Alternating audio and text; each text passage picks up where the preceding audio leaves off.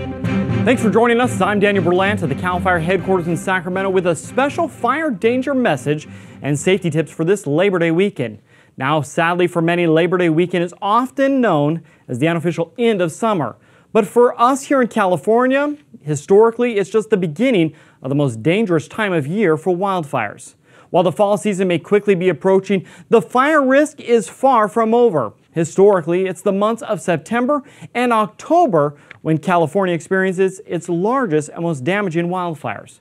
Now, with 4 years of a drought and bark beetle infestation taking their toll on California's forest and wildland areas, it's important that everyone be extra cautious this weekend as fire danger remains high, even extreme in some areas, as fires can ignite easily and spread rapidly. Now, as you take to the great outdoors this weekend, here are some important safety tips to help prevent sparking a wildfire. First, if you're going camping, make sure that you obtain a campfire permit from local federal fire agencies, CAL FIRE, Forest Service, BLM. You can also get them online at preventwildfireca.org. Now, check that there aren't any local fire restrictions in place before you have that campfire. Now, as you can see from the video, the place that you have your campfire is also critical. You want to clear away any grass, debris, brush, at least 5 to 10 feet from the actual from your actual campfire itself. So that perimeter should be a good 10 feet around the campfire itself. Now, the next step, who's in attendance? You want to make sure that you have the right amount of people and the right tools. Those people should include a responsible adult in attendance of the campfire at all times. You also want to ensure that you have a few tools. One of them, a shovel. Have a shovel and a bucket of water or some type of water source, so when you are ready to extinguish it, or if something happens and you need to extinguish it quickly, you can do that. So again, a responsible adult and making sure you have a shovel or water source and a water source readily available. The last thing, before you leave, ensure your campfire is completely extinguished.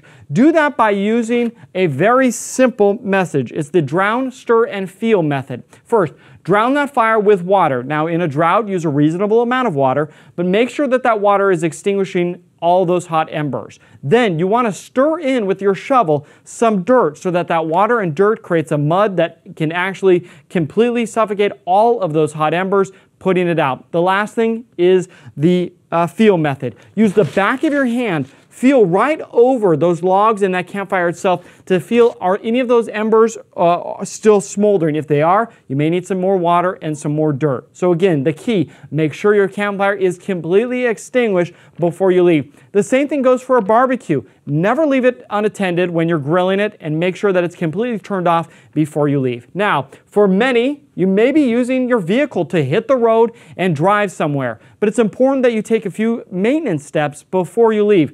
First off, when you're driving, if you have to pull over for whatever reason, never pull over in dry grass. All too often, the hot exhaust from the muffler on the dry grass can actually ignite into a wildfire. You can see how close this muffler is, this exhaust pipe is to the grass. Only seconds, if conditions are right, this could actually spark a fire. This vehicle is doing it the right way, pulling over an area that's clear of flammable vegetation, no grass, no brush around it. So again, make sure you do not pull over in dry grass. It's common sense, but unfortunately, a lot of times the phone rings. We don't want to get a cell phone ticket, so people pull over immediately the first place they can, and they don't think about the dry grass and the vegetation that's nearby. The next step, if you are towing a trailer, whether it's a boat trailer, a horse trailer, or a fifth wheel camper, make sure that the safety chains that connect the trailer to the vehicle are not dragging on the ground. A lot of times people don't make sure they're properly fastened, or they're not using hooks that can connect to ensure that they stay onto each other.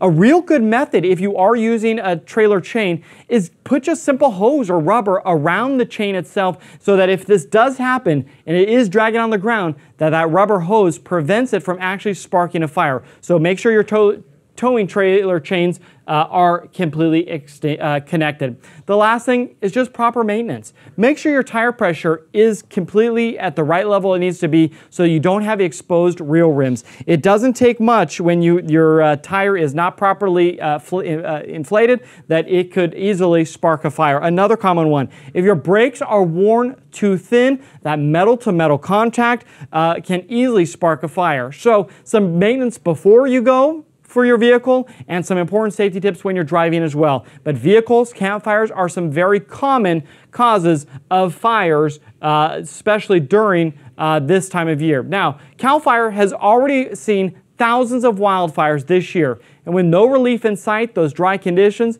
the potential for wildfires remains extremely high across the state, and we really need everyone to do their part to help prevent a new fire from sparking. Now, you can see this map here. It may be hard to see. There's a lot of red dots. Each one of these little dots represents a wildfire that Cal Fire has responded to.